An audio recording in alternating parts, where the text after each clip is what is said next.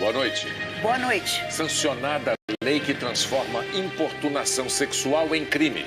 Especialistas do mundo inteiro se reúnem no Rio para um debate sobre caminhos para a educação. A Itália aprova medidas mais rigorosas de controle de entrada de imigrantes. Estados Unidos e China começam a cobrar tarifas maiores de produtos que importam um do outro. A alagoana Marta é a melhor jogadora de futebol do planeta pela 6ª vez. A restauração de uma catedral mostra um tesouro brasileiro em Salvador. E o Ibope divulga a mais nova pesquisa de intenção de voto para presidente da República.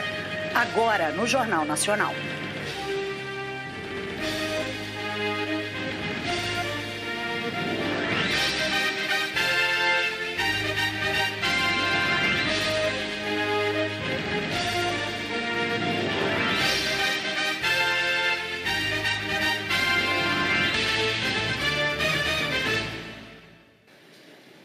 O Ibope divulgou hoje uma nova pesquisa de intenção de voto para presidente. Desde o último levantamento do Instituto, divulgado na terça-feira da semana passada, a distância entre o candidato que lidera a pesquisa, Jair Bolsonaro, do PSL, e o segundo colocado, Fernando Haddad, do PT, diminuiu de 9 para 6 pontos percentuais. A probabilidade de os resultados retratarem a realidade é de 95%, considerando que a margem de erro é de 2 pontos para mais ou para menos.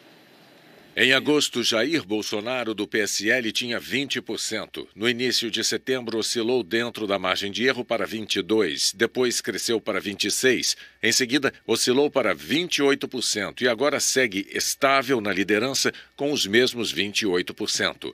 Com a margem de erro, tem de 26% a 30%. Fernando Haddad, do PT, estava com 4%, depois 6%. Na sequência, oscilou dentro da margem de erro e atingiu 8%. Depois subiu 11 pontos para 19%, assumindo a vice-liderança da disputa. Agora foi de 19% para 22%. Considerando a margem de erro, tem de 20% a 24%. Ciro Gomes, do PDT, tinha 9%, foi para 12%, depois oscilou para 11%, em seguida 11% e agora se manteve com os mesmos 11%. Com a margem de erro tem de 9% a 13%. Geraldo Alckmin, do PSDB, tinha 7%, depois 9%, manteve os 9%, oscilou para 7% e agora para 8%. Com a margem de erro tem de 6% a 10%. Ciro Gomes e Geraldo Alckmin estão tecnicamente empatados. Marina Silva, da Rede, estava com 12%, depois 12% de novo, em seguida oscilou negativamente para 9%, depois foi para 6%, agora oscilou para 5%. Com a margem de erro tem de 3% a 7%. Geraldo Alckmin e Marina Silva estão tecnicamente empatados. João Amoedo, do Novo, estava com 1%, depois 3%, 3% novamente, em seguida 2%, agora tem 3%. Considerando a margem de erro, tem de 1 a 5%. Marina Silva e João Amoedo estão tecnicamente empatados. Álvaro Dias, do Podemos, tinha 3%, depois 3% de novo, em seguida mais uma vez 3% e depois 2%. Agora novamente 2%. Com a margem de erro tem de 0 a 4%. Henrique Meirelles, do MDB, tinha 1%, depois 2%, na sequência 3%, depois 2% e agora 2% novamente. Com a margem de erro também tem de 0 a 4%. Álvaro Dias e Henrique Meirelles estão, portanto, empatados. Os dois também empatam tecnicamente com João Amoedo e com Marina Silva.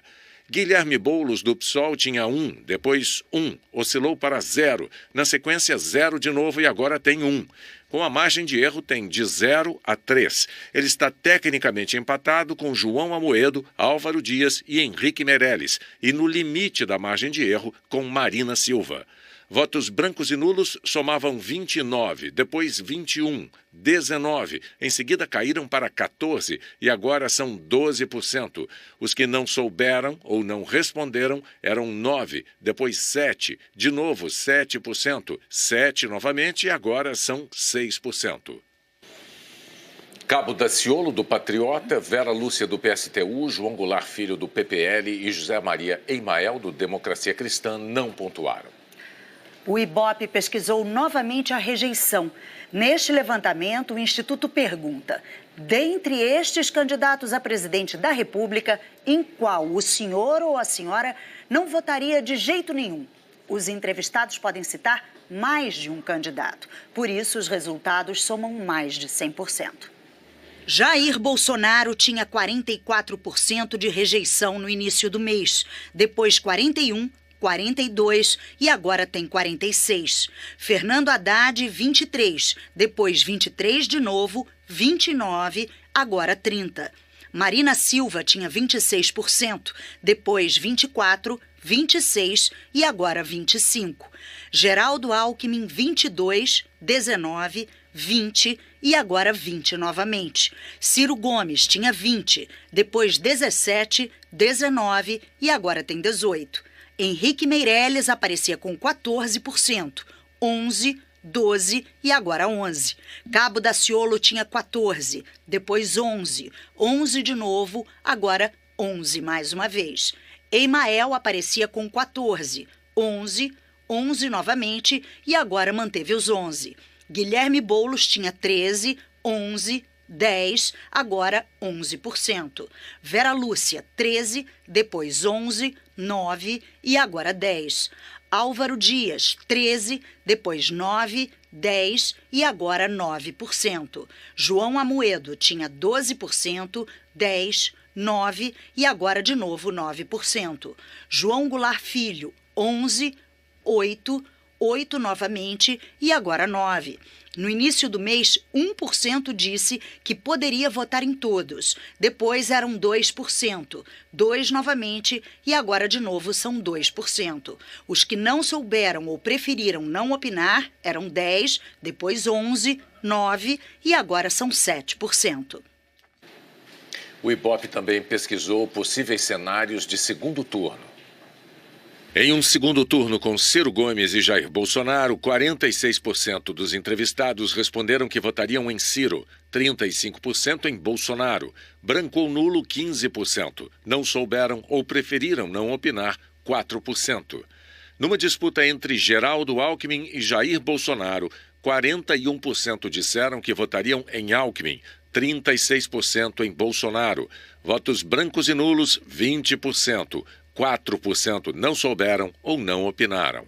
Se os candidatos do segundo turno fossem Jair Bolsonaro e Marina Silva, 39% disseram que votariam em Bolsonaro e 39% em Marina. Os dois candidatos estão empatados. 19% votariam branco ou nulo, 4% não souberam ou não opinaram. No cenário de uma disputa de segundo turno entre Fernando Haddad e Jair Bolsonaro, 43% disseram que votariam em Haddad, 37% em Bolsonaro, 15% votariam branco ou nulo, 4% não souberam ou não opinaram. O Ibope entrevistou 2.506 eleitores no sábado e no domingo. A pesquisa foi contratada pela TV Globo e pelo jornal O Estado de São Paulo. A candidata Marina Silva, da Rede, fez campanha em Maceió hoje.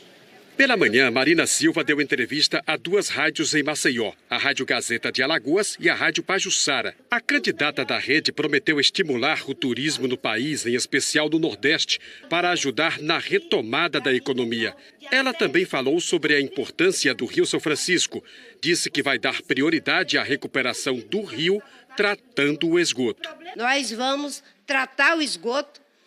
São décadas e décadas jogando o esgoto não tratado dentro do São Francisco. Nós vamos tratar o esgoto para que o São Francisco não continue sendo assoreado, poluído, além dos programas de recuperação de nascente e mata ciliar. No fim da tarde, Marina Silva veio aqui ao centro de Maceió, onde discursou para trabalhadores e consumidores do comércio varejista.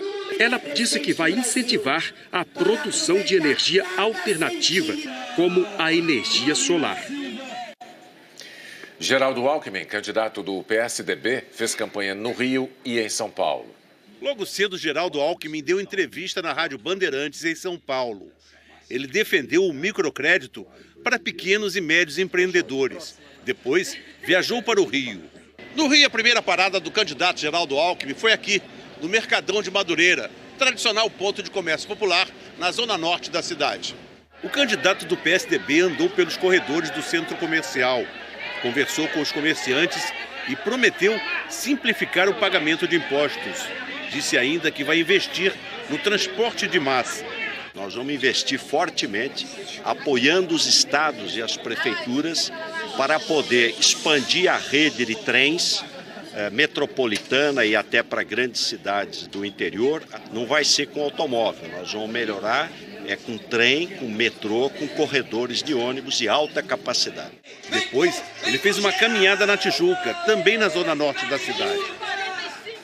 O candidato do PSL, Jair Bolsonaro, apresenta um quadro de melhora da saúde no Hospital Albert Einstein, em São Paulo.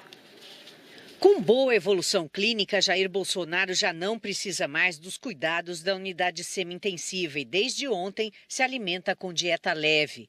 O boletim médico de hoje informou que ele está sem dor, sem febre e outros sinais de infecção. Muito bem disposto, ele deu uma entrevista para a Rádio Jovem Pan. Disse que, se eleito, não vai fazer indicações políticas para cargos nas estatais. Não vai ter mais indicação para BNDES, Banco do Brasil, Caixa Econômica, Banco da Amazônia, Banco do Nordeste, com esse critério. Botar lá a indicação de um amigo para que use essas instituições em causa própria. Isso vai deixar de existir. Eu não sou um risco àqueles pendurados em estatais do governo. Um dos filhos que esteve com o candidato hoje disse que ele está se movimentando bastante e que, diante da evolução, a expectativa é de que Jair Bolsonaro possa deixar o hospital até sexta-feira para se recuperar em casa, no Rio de Janeiro. O candidato do PDT, Ciro Gomes, escolheu o Rio de Janeiro para fazer campanha hoje. O candidato do PDT fez campanha em Madureira, na zona norte do Rio. Ele disse que vai dar prioridade às mulheres. Prometeu que elas vão ocupar metade dos ministérios no eventual governo dele. E disse que vai multar empresas que não pagarem às mulheres os mesmos salários dos homens. O candidato Ciro Gomes prometeu que, se eleito, vai criar um sistema nacional de segurança para integrar as polícias de todo o país. E disse que vai investir em presídios de segurança máxima para combater a violência das facções criminosas. Disse também que vai reforçar o trabalho de inteligência das polícias. Basicamente, a ideia é você assumir a tarefa de infiltrar o Estado, a investigação, a inteligência policial nas organizações criminosas, via infiltração, espionagem, interceptação das comunicações, a trilha do dinheiro, para que a gente, ao mapear tudo isso, faça o corte de 1 vez, 2 vezes, 3 vezes da cabeça do crime organizado. À tarde, participou de um debate no Clube de Engenharia, no centro do Rio. Fernando Haddad, do PT, esteve em Curitiba e em São Paulo. De manhã, Fernando Haddad teve um único compromisso. Visitou o ex-presidente Lula, que está preso em Curitiba. Na saída, o candidato do PT deu uma entrevista. Haddad falou que não dá para gerar emprego e garantir educação de qualidade sem democracia. Fernando Haddad disse ainda que, se eleito, dará atenção especial à alimentação saudável. Prometeu incentivar a agricultura familiar e a alimentação orgânica. Para fortalecer a agricultura familiar, sobretudo o papel da mulher na produção de alimentos saudáveis, mas queremos introduzir também a questão da alimentação orgânica, sem agrotóxicos.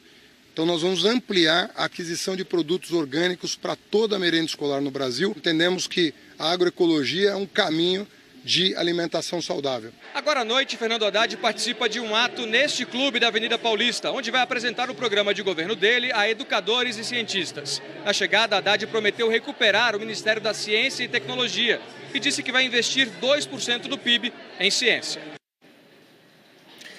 O candidato do MDB, Henrique Meirelles, fez campanha em Natal.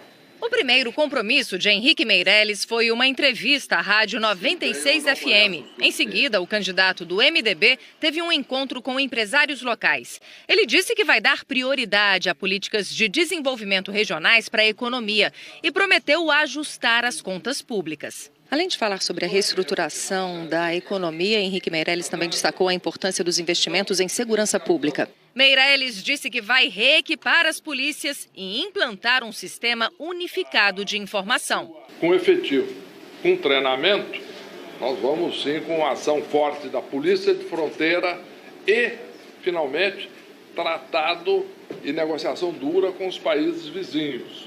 Porque não adianta nós termos só uma melhora de segurança de um lado da fronteira quando não tem nada do outro lado da fronteira. No início da tarde, Meirelles visitou o principal comércio de rua da capital e conheceu a Liga do Rio Grande do Norte contra o Câncer.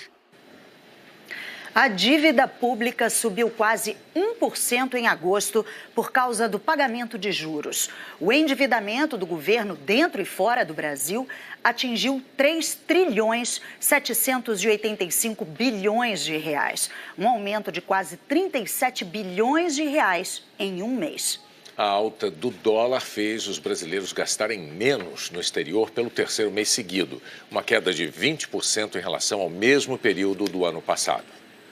A seguir, a transformação de importunação sexual em crime. E o resultado da restauração da Catedral Basílica de Salvador.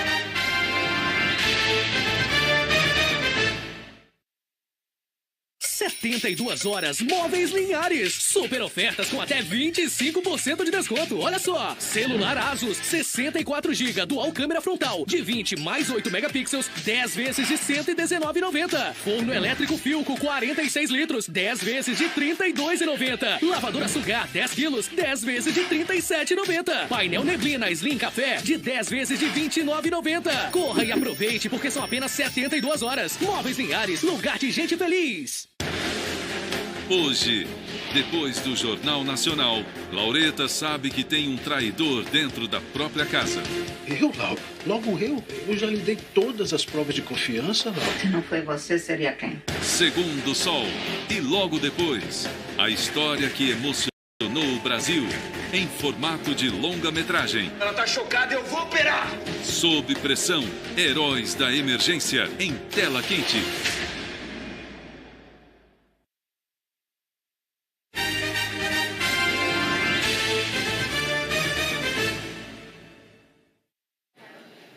O constrangimento porque passam milhões de brasileiros no transporte público e em outros lugares vai ser tratado de forma diferente de hoje em diante. Os responsáveis pela chamada importunação de natureza sexual vão responder a processo na Justiça segundo uma nova legislação. Agora é crime o ato libidinoso contra alguém. Denúncias de homens que se masturbam ou ejaculam em mulheres no transporte público, por exemplo. A importunação sexual até hoje era contravenção, só pagava multa. Agora dá prisão, pena de 1 a 5 anos. Isso se o ato não incluir crimes mais graves. Eles ficam atrás, ficam esfregando, outra hora, mesmo sentado na cadeira. Aí fica deslizando o braço. Eu falo, eu reclamo.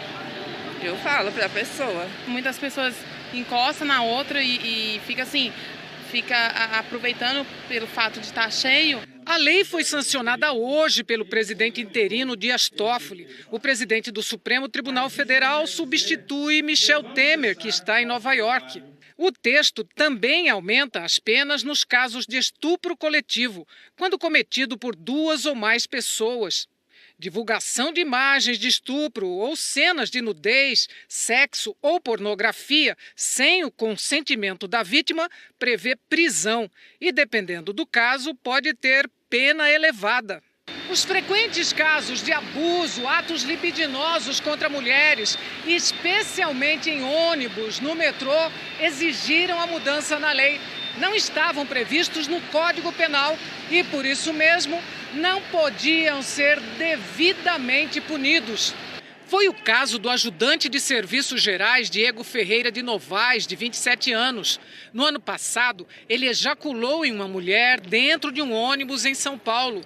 Foi preso e logo solto. Ele já tinha sido detido outras 15 vezes pelo mesmo motivo. Não era crime. Na mesma semana, ele atacou outra passageira, também na Avenida Paulista. Acabou sendo declarado inimputável em laudo psiquiátrico e internado como medida de segurança por 1 ano.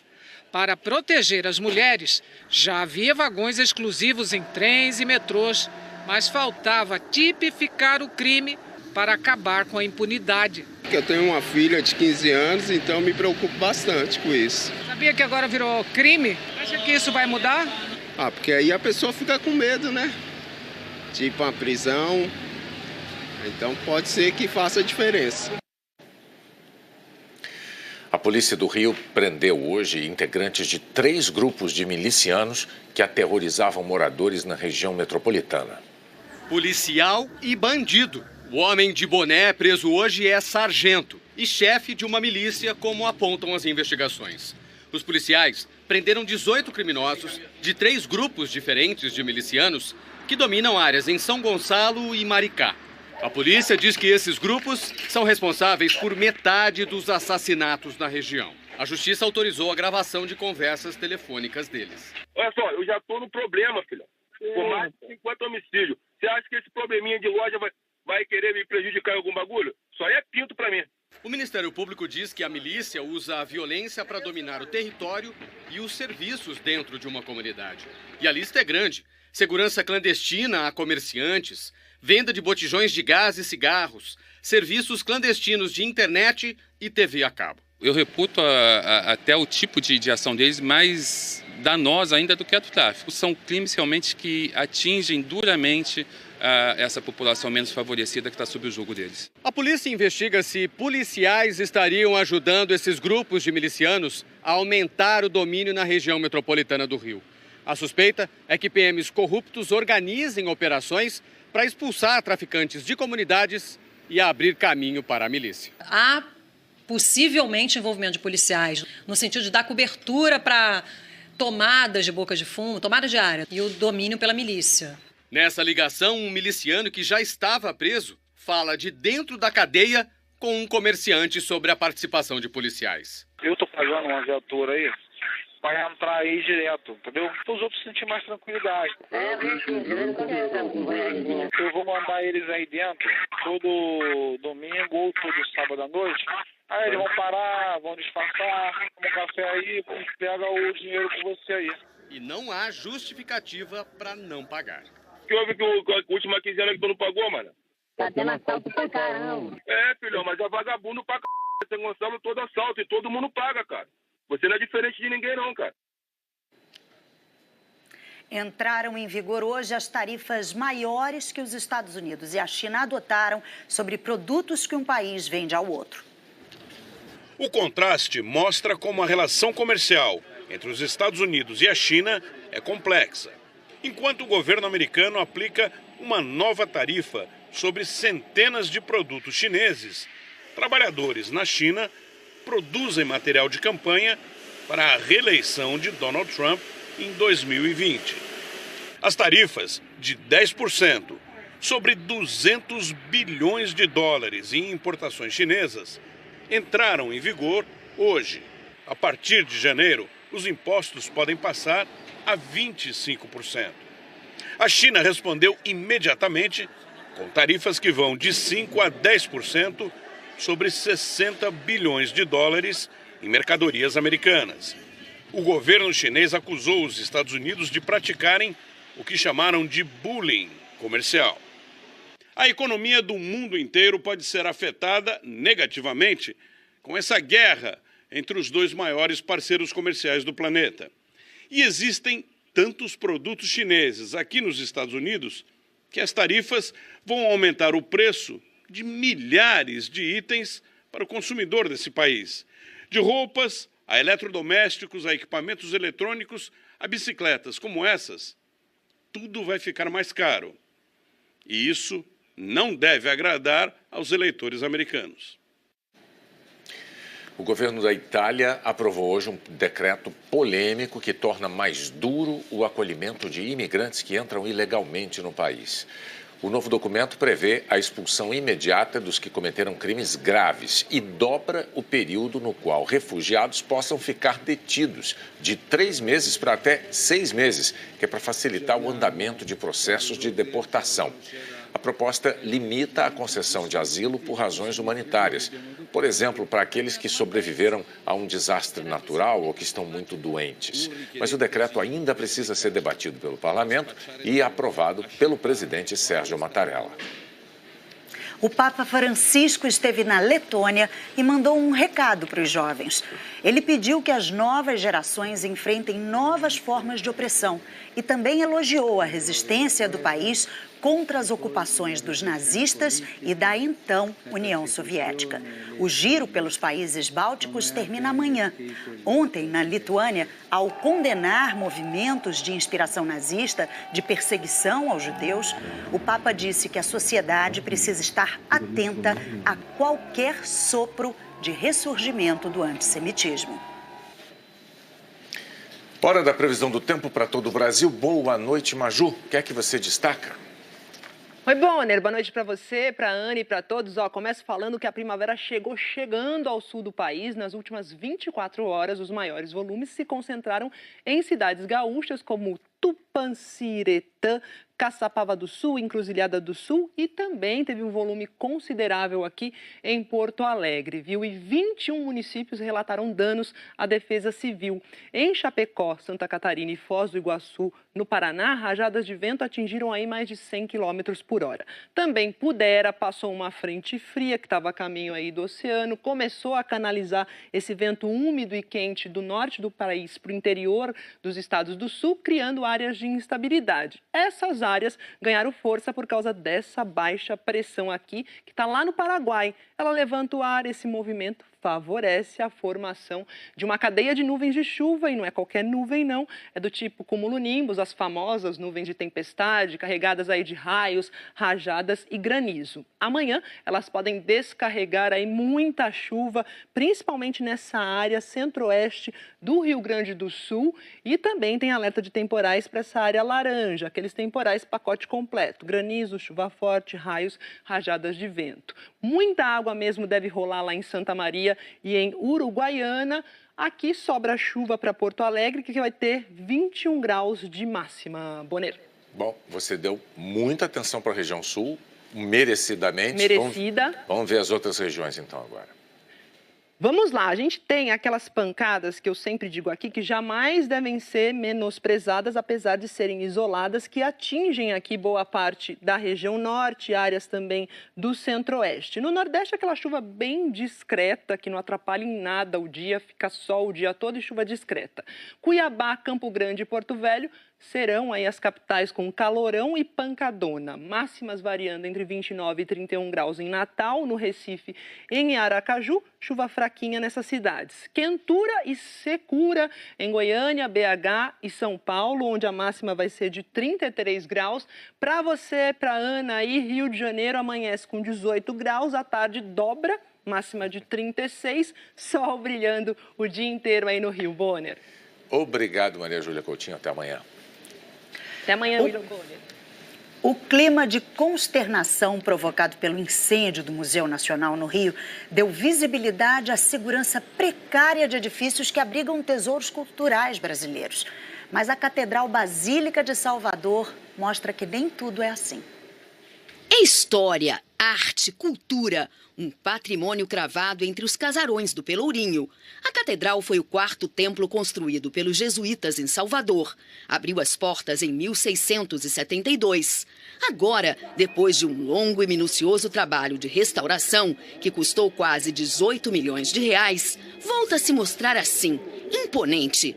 Os 13 altares exibem o brilho das folhas de ouro usadas na restauração. Pinturas originais que estavam encobertas por camadas de tinta e verniz revelam como os artistas jesuítas decoraram a catedral entre os séculos 17 e 18. Entre tantas imagens restauradas, esta de Jesus crucificado chama a atenção. Fica no altar-mor, num nicho a mais de 10 metros do chão. É uma imagem que, no tempo dos jesuítas, não podia ser vista sempre. Ficava protegida por estas portas, que estavam aqui, escondidas, enterradas, e foram descobertas durante a restauração da catedral. Como é uma porta que valoriza momentos do mistério da fé, então vale a pena. Em algum momento vamos fechar, em algum momento vamos abrir, para que as pessoas possam contemplar também a pintura, porque ela é muito bela. Ao lado, na Capela do Santíssimo, a remoção de tinta revelou mais história. Nas paredes, 8 pinturas. No altar, folhas de prata em vez de ouro. Geralmente predominam as folhas de ouro, né? Os altares todos dourados, e o altar do Santíssimo, especificamente, ele estava todo encoberto por camadas de tinta. Outra surpresa apareceu atrás de um retábulo. Os pesquisadores encontraram 12 crânios humanos. A gente simplesmente protegeu e optou por mantê-los no lugar onde estavam. No átrio em frente ao altar-mor, um tablado removido revelou a lápide de Mendes Sá, terceiro governador-geral do Brasil e que morreu em 1572. É nosso passado, relembrado em cada detalhe e que precisa ser preservado. O que a gente fez foi refazer todas as instalações elétricas do monumento para garantir essa segurança, implantar um sistema de prevenção e combate a incêndio com 109 sensores espalhados pela igreja, interligados a uma central que pode disparar telefones celulares à distância. Então, o monumento hoje é muito mais seguro. Ainda bem. Ainda bem. Em Belo Horizonte, tem uma exposição oferecendo uma experiência diferente para deficientes visuais e auditivos.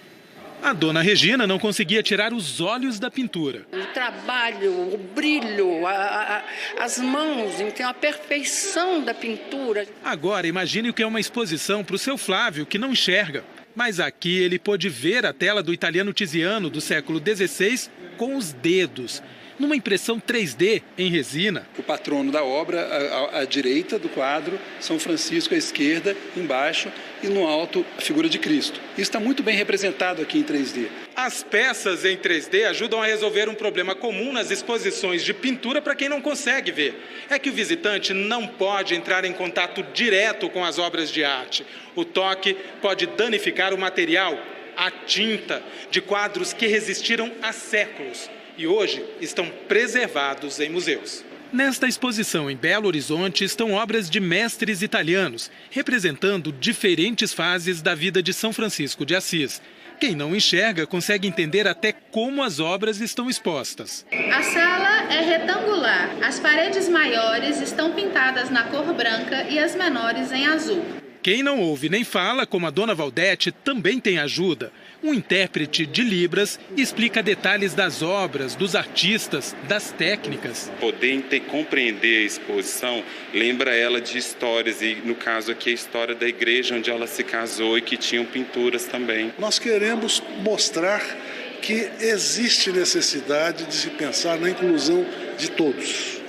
É preciso que não segreguemos ninguém por razão nenhuma. Os cegos têm informações em braille e aulas sobre a composição das pinturas. Adesivos com texturas representam as cores nas telas. Tem a cor vermelha, azul, amarelo. A dona Nívia conseguiu entender direitinho o que tinha no quadro que ela não via. Tem o céu, as nuvens, o Santo Antônio. Quem vai dizer que a senhora não viu o quadro? Ah, eu vi, com minhas mãos, com o coração, né? Especialistas do Brasil e do mundo estão reunidos no Rio de Janeiro para debater temas importantes para o futuro da educação. Museu de Arte do Rio e Museu do Amanhã. Nesses cenários inspiradores, o Brasil busca respostas. Quais são os rumos para a educação no país? O evento Educação 360 é uma realização dos jornais O Globo e Extra. Em debate, iniciativas transformadoras, trazidas por grandes nomes da educação no mundo. Jorge Melguizo foi secretário de Cultura de Medellín, na Colômbia, quando o tráfico de drogas expunha toda a população ao perigo. Conseguiu reduzir o impacto da violência com investimentos na educação infantil e urbanização da cidade, com criação de parques e centros de inclusão social. David Evans, economista do Banco Mundial, fez um alerta na crise de aprendizagem global, que afeta principalmente jovens em países de média e baixa rendas. Segundo David, no Brasil, 54% das crianças do terceiro ano não conseguem responder a perguntas muito simples. Insuficiente investimento na educação infantil. E é essencial que nós ajudamos a cada docente ser um profissional bem formado, bem motivado para ajudar as crianças a chegar a seu sucesso melhor. No meio de toda essa discussão, essas carteiras com os pés cerrados têm uma simbologia: a crise na educação. O que o encontro mostra é que os caminhos para enfrentar essas dificuldades não passam necessariamente pela sala de aula. Passam muito mais por um olhar atento aos habitantes de cada lugar e o potencial deles para transformar o que for preciso. Um dos ensinamentos vem do indiano Bunker Roy. Ele é o criador do Barefoot College, ou Colégio para os Pés Descalços. A instituição capacita mulheres de comunidades pobres para que elas repliquem o aprendizado no lugar onde vivem. Bunker diz que as mulheres são os maiores agentes transformadores, capazes de fazer milagres ao redor do mundo. A educação não é responsabilidade só do governo, nem é responsabilidade só das escolas. Ela é uma responsabilidade de todos nós. Acho que todo mundo tem que ter essa conscientização que nós temos que fazer algo em prol da educação.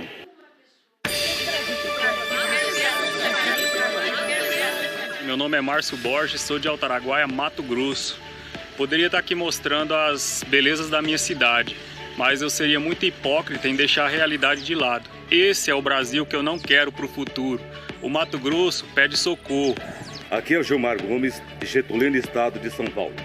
O Brasil que eu quero é um país que cuide da população, que invista na qualidade de vida, invista no trabalho, na segurança e principalmente na educação.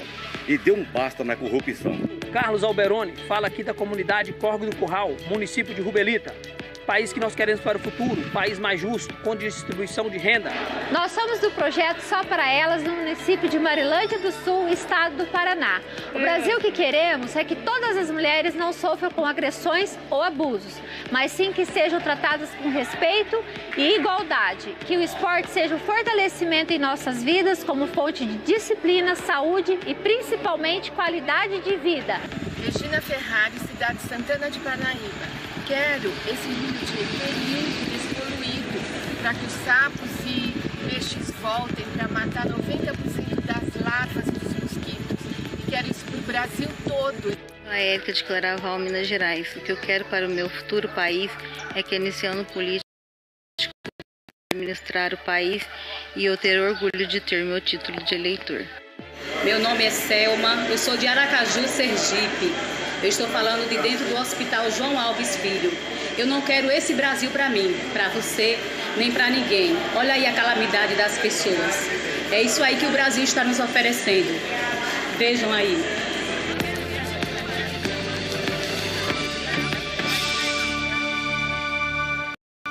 Você encontra todos os vídeos do Brasil que eu quero no Globoplay, no site do Jornal Nacional e em g1.com.br/Brasil que eu quero. Tudo junto. E a seguir, a eleição dos melhores jogadores do ano pela FIFA. A consagração planetária de uma super craque alagoana.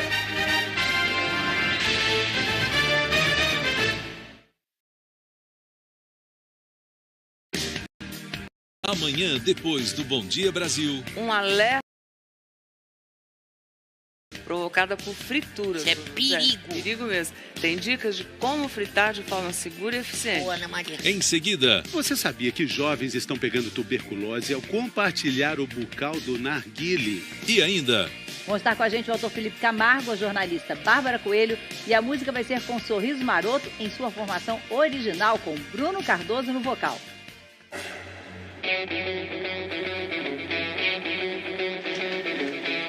Chegou o Toyota Yaris, com transmissão CVT de 7 velocidades, amplo porta-malas e sistema multimídia. Yaris XL Plus Tech Sedan com 36 parcelas de R$ 699 no ciclo Toyota e recompra garantida. Diga sim para o melhor momento da sua vida. Yes, Yaris. Um brinde ao amor infinito, de Rosa Branca para o mundo inteiro. Imagine o que acontece quando uma cidade bem pequena recebe uma superprodução.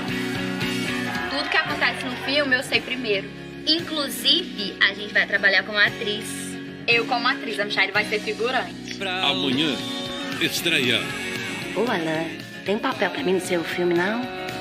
Aqui tem talento, né? Espelho da Vida.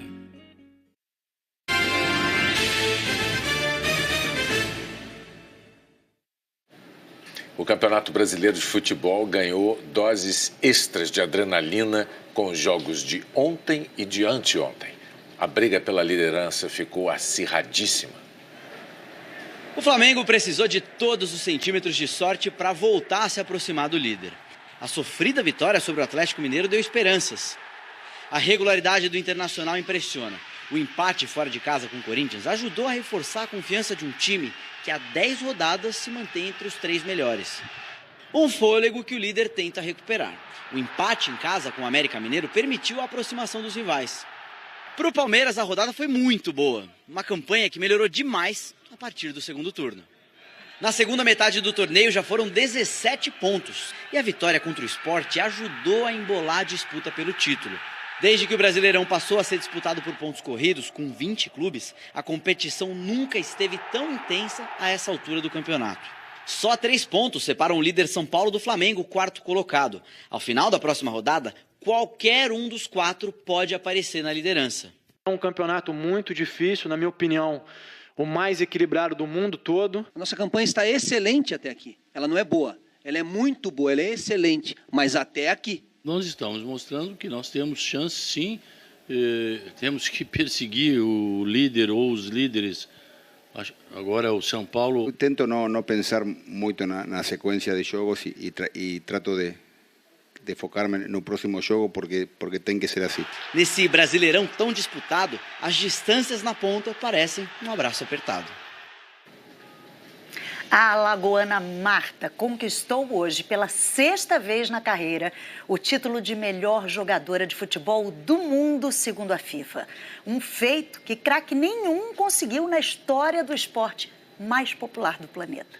O anúncio veio em português com a ajuda do ex-jogador da seleção, Roberto Carlos. E a vencedora é... Marta.